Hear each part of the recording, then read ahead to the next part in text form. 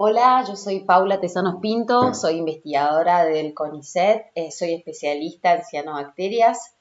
Voy a estar hablando sin cámara porque me está haciendo conflicto con el audio, así que prefiero que se escuche bien, no importa que no me vean.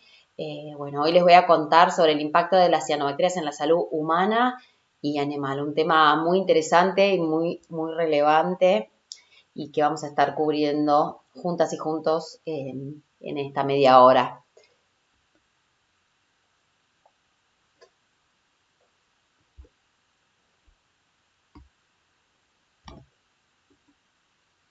No me pasaba la diapositiva. Las cianobacterias son capaces de producir unos metabolitos secundarios. ¿Qué significa que sean metabolitos secundarios? Es que no son fundamentales para el funcionamiento del cuerpo, del organismo, ¿no? O sea, si fuera fundamental sería un metabolismo primario.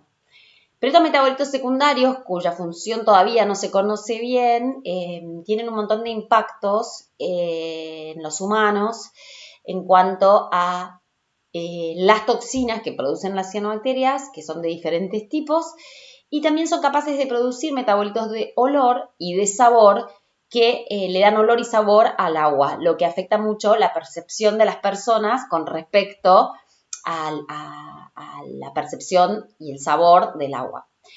Las toxinas pueden causar problemas por distintos mecanismos que ahora los vamos a ir viendo. Y algo muy interesante es que si bien pueden producir estos tres tipos de metabolitos, no están relacionados. O sea que, por ejemplo, uno puede encontrar una floración que tenga toxinas pero que no tenga olor, o que tenga olor pero no tenga toxinas, o que tenga las dos cosas. Pero no es que si está uno, está el otro. Y lo que es muy importante es que cualquiera de estos metabolitos pueden afectar el suministro del agua potable y también el uso recreativo del agua. Acá les presento los metabolitos secundarios de olor y sabor, que son la geosmina y el 2-metil-isoborneol. Si ven, son moléculas muy pequeñas y muy pequeñas cantidades de estas moléculas ya le dan olor y sabor al agua. En cuanto a las toxinas, hay diferentes tipos de toxinas, como ya les mencioné, seguro que lo vieron también en la primera clase. Acá lo que les estoy mostrando es un estudio que se hizo en el 2012, en el que se relevaron 100 lagos de Europa, viendo en cuáles se encontraban las distintas toxinas de las cianobacterias. Y las primeras, voy mostrándoles el cuadro, en el eje de las X está la microcistina, cilindrospermopsina, anatoxina y PSP. Y en este eje están las concentraciones. Lo que se puede ver acá también son las moléculas, como son. Esta es la molécula de la microcistina, de la cilindrospermopsina y de las demás. Son todas moléculas que son muy ricas en nitrógeno y si bien puede verse que hay de los 4 tipos de toxinas, fíjense como la más frecuente es la microcistina, seguida por la cilindrospermopsina. Ambas estas son toxinas que afectan al sistema hepático, mientras que estas dos toxinas afectan más al sistema nervioso. Y lo que es interesante es que la gran mayoría de las legislaciones en el mundo están definidas sobre microcistinas solamente, pero dejar en claro que existen muchas otras toxinas en las que no hay una legislación que las regule. Y estas líneas que están acá muestran, este es el umbral de 1 microgramo por litro, que muestra la cantidad de microcistina que está permitida en agua. O sea, por debajo de 1 microgramo por litro está permitido y no es riesgo. Por encima de 1 microgramo por litro, ese suministro de agua debería de ser interrumpido. Y este umbral que está acá es el umbral de el uso recreativo del agua, es mucho más alto, está alrededor de los 25 microgramos por litro. Entonces, cualquier valor por debajo de 25 permite el uso recreativo del agua, por encima no. Bueno, ¿y cuáles son los efectos de las toxinas, ¿no? Esos que yo les contaba, que había de diferentes tipos. Están las toxinas que afectan al sistema digestivo, el hígado, el riñón, son las hepatotoxinas. Las toxinas que afectan el sistema nervioso, las neurotoxinas, y hay toxinas que afectan a la piel, ¿sí? Como uno le da escozor, te pica la piel, se te puede poner que te arda. ¿Y cuáles serían las vías de contacto en las que nosotros como humanos nos ponemos en contacto con las cianobacterias que pueden afectar a nuestra salud? Bueno, entonces, en cuanto al uso recreativo, bueno, puede haber ingestión de agua o arena, consumo de organismos acuáticos afectados, por ejemplo, peces, también por contacto, ya sea por bañarse, sumergir la cabeza, realizar deportes náuticos, o inhalar el spray de, de la zona que puede afectarnos también. Y en cuanto al consumo, que no sea el uso recreativo, también está el consumo del agua, bueno, el consumo de peces que ya lo habíamos nombrado. Y también hay casos en donde hay consumos de compuestos dietarios con cianobacterias que contienen toxinas. En verdad no deberían de contener, si el compuesto está regulado y está bien hecho, no debería haber, pero existen casos en los que sí había cepas que tenían toxicidad. ¿Qué pasa con los animales? Los animales son diferentes a nosotros. Nosotros, por ejemplo, si vemos esta agua así toda verde, bueno, no nos vamos a querer meter, mientras que los animales no tienen esa percepción del color, ni del olor, ni del sabor, y ellos lo usan para tomar agua, incluso en situaciones donde está este color que parece una pintura. Incluso hay animales que están sumergidos en el agua, o las aves que utilizan el agua, los peces, las vacas, que pueden consumir grandes cantidades de cianobacterias en lugares donde están muy concentradas. Y acá lo que les muestro en este gráfico es un trabajo muy interesante de Wood et al., uno de los pocos trabajos que hay que recopilan la información existente, que muestra los casos reportados en humanos determinados por las causas. Y en el eje de las X tenemos los años en donde se registraron estos casos, y en el eje de las Y podemos ver si los casos son por tomar agua que estuviera con presencia de toxinas, por ejemplo. Entonces, ¿qué se ve? Que el tamaño de la esfera, cuanto más grande es, mayor cantidad de personas están afectadas. Los colores muestran las distintas partes del mundo donde ocurrieron. Pero acá lo que se puede ver es que los casos reportados en donde hubieron problemas con agua de consumo no son muchos, pero sí cuando hay, afectan a muchísimas personas.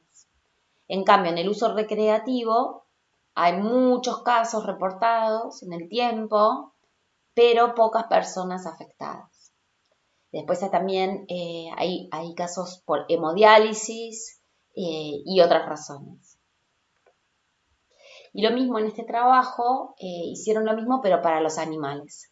Los casos reportados en animales. Entonces, por ejemplo, lo que se ve es que ¿qué animales estarían afectados? Los peces, los invertebrados, las aves acuáticas, las vacas, los perros. Miren como hay muchos casos de perros, pero con poca cantidad de casos, mientras que en peces y en aves hay muchos casos y mucha cantidad de organismos reportados, de casos reportados. Y ahora les voy a mostrar casos reales de floraciones de distintos metabolitos. En este caso, esto es en Grecia, en el norte de Grecia, en la ciudad de Castoria, que es un lago espectacular. Alrededor tiene muchísimos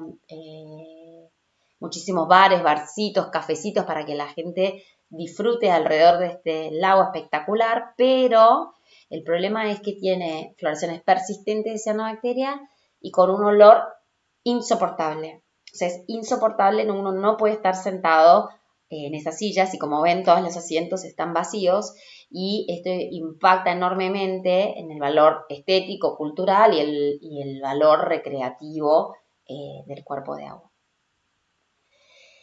En cuanto al agua de consumo, en Uruguay hubo un caso muy, muy importante en el 2015, donde hubo una floración muy, muy grande de Cylindropermopsis en un cuerpo de agua que es fuente de agua de consumo de la zona de Maldonado, y el agua tenía olor y sabor. Y entonces las personas no querían tomar el agua, por más que no había toxinas, estaba demostrado que no había toxinas.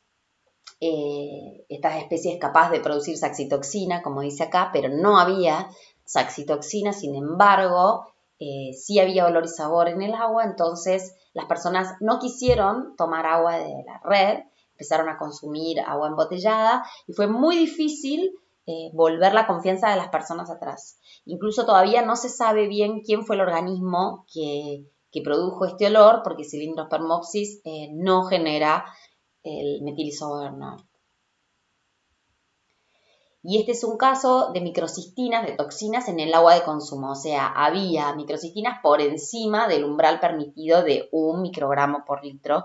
Esto ocurrió en Estados Unidos, en la ciudad de Toledo, que está muy cerca del lago Erie, que tiene grandes floraciones de cianobacterias, y la floración que ingresó tenía altas concentraciones de toxina y no pudieron con los tratamientos que aplicaron bajar la concentración y tuvieron que cerrar el suministro, y las personas recibieron comunicados de cómo debían comportarse, o sea, que el agua, qué debían de hacer con el agua, qué no debían hacer, qué sí podían hacer y qué cosas debían evitar, por ejemplo, que podían ducharse pero no podían consumirla. Bueno, hubo una muy buena comunicación del riesgo, pero 500.000 personas durante 3 días se quedaron sin agua, lo que implicó una desesperación por conseguir el agua, como se ve en esta fotografía. Y este es un caso en Argentina, en el dique Paso de las Piedras, donde también tiene floraciones de cianobacterias recurrentes, y eso lo que causa es que se colmaten los filtros, los filtros de la planta de potabilización. Entonces, al colmatarse los filtros, tienen que usar agua potable para lavarlos, y entonces no llegan a poder suministrar el agua, y bueno, hay comunicados a la población para que moderen el uso del agua potable, hay poca presión y bueno, las personas obviamente se quejan. Esto requiere una mejora en la infraestructura para poder proveer agua incluso en situaciones de floraciones. Y esto que yo estoy poniendo acá son comunicados del diario, de la prensa, de diferentes lados de la prensa, que en ningún lado sale si tienen toxinas o no. Pero bueno, esto sería un aspecto a mirar. Si estas floraciones no solamente colmatan los filtros, sino también cuál es la concentración de las toxinas si las hubiera. Bueno, ¿y cuáles son los desafíos, no? Porque uno dice, bueno, sí, hay cianobacterias en el medio ambiente y alguien se intoxica. ¿Cómo vinculo la intoxicación? O sea, para poder vincularla necesitamos tener datos en el campo, datos de campo donde muestren que hay toxinas, y también a la misma vez reportes sanitarios. Sin embargo, estos síntomas que había contado al principio, que puede dar vómitos, diarrea, dolor de cabeza, tienen una baja especificidad, porque muchas cosas pueden darnos esos síntomas. Por ejemplo, una gastroenteritis o sentirse mal, que algo nos cayó mal. Y además estos síntomas duran poco, duran días. Entonces se pueden confundir con otras cosas. Y por el otro lado, algo muy importante es que los actores de la salud, los enfermeros, los doctores, las doctoras, no están informados de la problemática, y entonces alguien o un paciente que vaya con algún síntoma puede pasar desapercibido que estuvo expuesto recreativamente al agua. En este boletín del Ministerio de Salud, hace unos años ya, en el 2011, lo que hicieron fue trabajar para entrenar a médicos en zonas que estaban afectadas por las floraciones, en Córdoba, en Entre Ríos y en Bahía Blanca. Esto es muy importante porque así uno podría tratar de tener las dos patas, la pata del ambiente y la pata de la salud, a través de especialistas de la salud que supieran que puede existir esta problemática en la salud dada por las cianobacterias. Y ahora les voy a mostrar un caso en el que trabajamos con Daniela Gang y colaboradores. Daniela Gang hizo su tesis de maestría con este caso. Este es un caso en el embalse de Salto Grande, que también sufre floraciones de cianobacterias bastante recurrentes, dependiendo del año, y que es usado fuertemente para recreación. En este caso lo que se puede ver acá es una gran floración en este mismo momento, esta foto de la gran floración, que se ven ahí los haces como de pintura, y al microscopio, si uno mira al microscopio, encuentra a microcistis como única especie, a veces puede estar con Dolichospermum, en este caso estaba como única especie, y las personas bañándose en esta alta concentración de cianobacterias y si bien uno puede medir toxinas, muchas veces solo con las presencias elevadas de cianobacterias, la Organización Mundial de la Salud sugiere acciones preventivas, o sea, de no bañarse cuando las concentraciones son muy altas, incluso aunque uno no tenga datos de toxicidad. Porque bueno, conseguir la toxina, medir las toxinas es costoso, lleva tiempo y no siempre es posible, entonces utilizar como proxy la concentración, la cantidad de cianobacterias es una manera de inferir o de protegerse de la toxicidad. Bueno, entonces lo que nosotros sabíamos era que en el embalse de Salto Grande había muchas floraciones y que se usaba recreativamente al menos en 5 partes del embalse. Y muy cerca del embalse, el hospital más grande que hay es el Hospital Mas Bernat. Y entonces nosotros nos pusimos en colaboración, en contacto con el doctor Saucedo en ese momento y con todas las personas de salud asociadas al Hospital Mas Bernat para capacitarlos contándoles sobre la problemática de las cianobacterias, cuáles eran los riesgos, cómo uno se podía afectar su salud a través de las cianobacterias, por exposición, qué tipos de toxinas, o sea, contándoles cuál era la problemática para que si alguna persona llegaba con síntomas de vómitos, diarrea, náuseas, dolor de cabeza muy fuerte, que sospecharan que podían haber estado usando recreativamente el cuerpo de agua. Entonces, lo que hicimos fue durante los meses del verano hacer una encuesta, que ahora se las voy a mostrar, en donde cuando alguna actora de la salud o actor de la salud sospechaba de algún caso de posible intoxicación por cianobacterias, que completara esta encuesta. Y Daniela lo que hizo trabajó mirando varias encuestas de distintos lados y finalmente se armó esta encuesta breve para ser llenada fácilmente, en donde, bueno, se pedían el nombre y el apellido de quien encuestaba, la fecha, el número de la encuesta realizada y el médico que revisaba a la persona tenía que completar estos ítems. Por ejemplo, ¿qué signos o síntomas presenta el paciente? Tiene diarrea, tiene otitis, tiene vómitos, tiene rash, o sea, podía tener más de un efecto. ¿Y qué tipo de cuadro presentaba? Si leve, moderado o grave. Después venían los datos de la persona encuestada, su nombre, sexo, edad y teléfono, por si habíamos de contactarlos luego. Y las respuestas del encuestado, o sea, si había tenido contacto con el río Uruguay o el embalse de Salto Grande las últimas 2 semanas, si había hecho deporte, si se había metido en el agua, cualquiera de las opciones era posible. Entonces, si decía que no, bueno, ya sabíamos que sus síntomas no se debían a la exposición.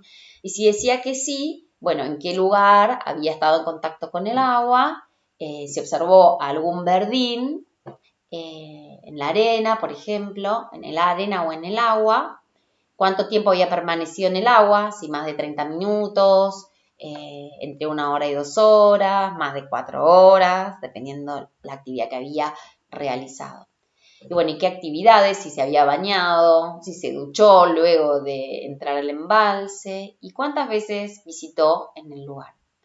También acá no se ve muy bien, pero cuántos días transcurrieron entre que se expuso recreativamente y empezó con los síntomas. Y bueno, de todo el verano obtuvimos un total de 40 respuestas, o sea, 40 personas que habían tenido síntomas sospechosos que podía ser asignado a una intoxicación por exposición recreativa a cianobacterias.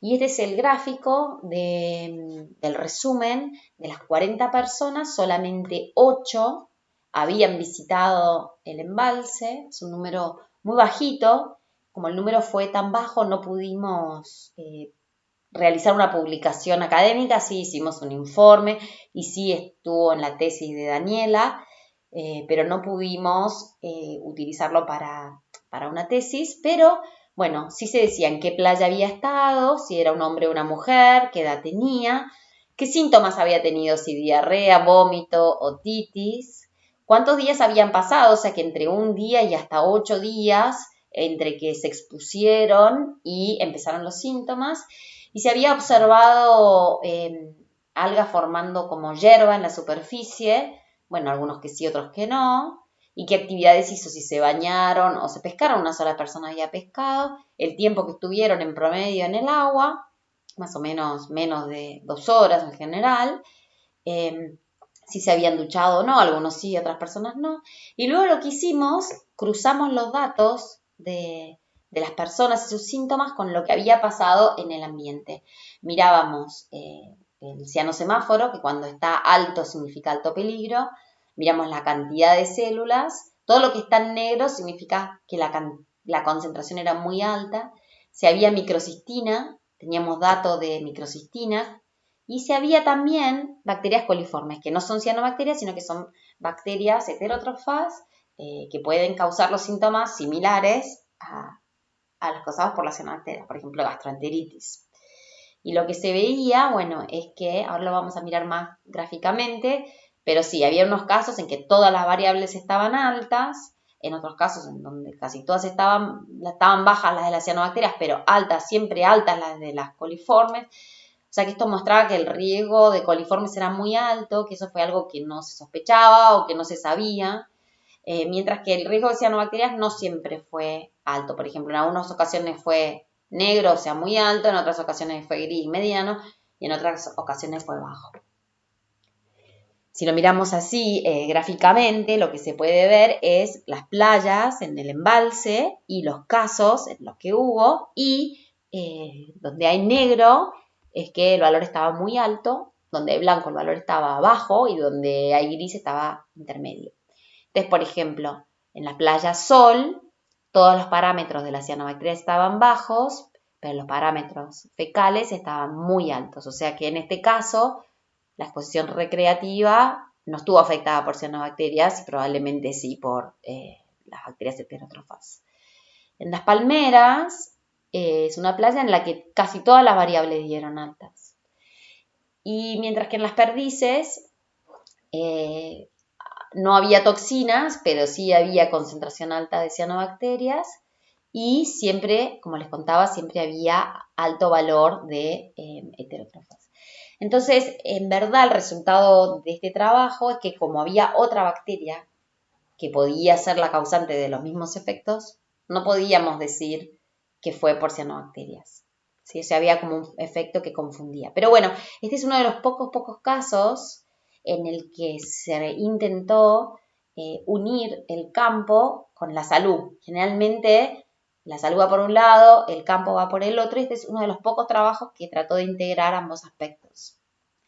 Bueno, ¿y cuáles son los desafíos? Bueno, esto que les contaba, que había otros contaminantes en el agua, estas bacterias heterótrofas, que provocaban los mismos síntomas.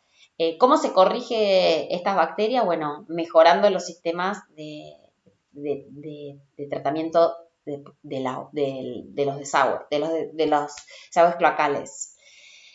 Después, en cuanto del lado del hospital, solamente era como por los síntomas, pero no se hacía ningún análisis de sangre, o sea que tampoco se podía medir toxinas en la sangre. Y después algo que nos pasó, nosotros venimos del palo de la biología y bueno, siempre quisimos trabajar de la mejor manera con los especialistas de salud, pero fue muy difícil lograr llegar a trabajar juntos. Se hizo, salió bien, pero fue un trabajo muy arduo, a veces no nos querían dar las encuestas, bueno, también tuvimos que conseguir todo un protocolo ético para hacerlo, que lo hicimos, pero bueno, hubo esa dificultad, capaz que también en los diálogos entre especialistas, para lograr como un trabajo común. Esos fueron nuestros desafíos. Pero algo importante, para ir cerrando, es trabajar en la prevención y la mitigación de las floraciones en cuanto a la salud. Entonces, ¿cómo se puede trabajar? Bueno, en el agua de consumo, mejorar los procesos de remoción de toxinas, ¿sí? Como el caso que pasó en Estados Unidos o el caso que pasó acá en Bahía Blanca. Bueno, en Bahía Blanca es más de la biomasa, pero no hay información sobre las toxinas. Después, en lo posible, mejorar la calidad del agua fuente. Eso se puede intentar mejorar a través de evitar el ingreso de nutrientes al agua. En cuanto al uso del agua recreativo, es muy importante trabajar en la prevención de riesgos por exposición, así que las personas conozcan cuáles son sus riesgos, y esto se puede hacer a través de talleres, carteles, banderas sanitarias, fomentar hábitos de higiene como que se bañen cuando salen del agua. Y ahora les voy a mostrar un poco estas imágenes sobre estos temas. Por ejemplo, en cuanto a la folletería, es importante que las personas conozcan cuáles son sus riesgos, o sea, si no hay riesgo, el riesgo es bajo, o el riesgo es intermedio, o el riesgo es alto. Por ejemplo, un riesgo alto es, bueno, hay una masa verde y oscura, entonces, ¿qué me recomiendan? Que no me meta, que no tome el agua, que no juegue en la orilla, ¿sí? Ahora, si no hay ningún riesgo, me puedo bañar, pero bueno, no puedo tomar el agua y sí puedo jugar en la orilla. Y si el riesgo es intermedio, bueno, no se sugiere bañarse o bañarse con precaución. Bueno, entonces que las personas sepan cuáles son los riesgos a los que se están exponiendo. Y otra manera muy importante, estas son todas fotos sacadas de las noticias y de un paper, trabajar, son todos en el territorio de Argentina, de Buenos Aires, en la provincia de Buenos Aires y de Entre Ríos, capacitaciones. Por ejemplo, acá, esto es en Chascomús, niños aprendiendo en la colonia de verano sobre las cianobacterias. También esto es en Chascomús, entre tomadores de decisiones e investigadores.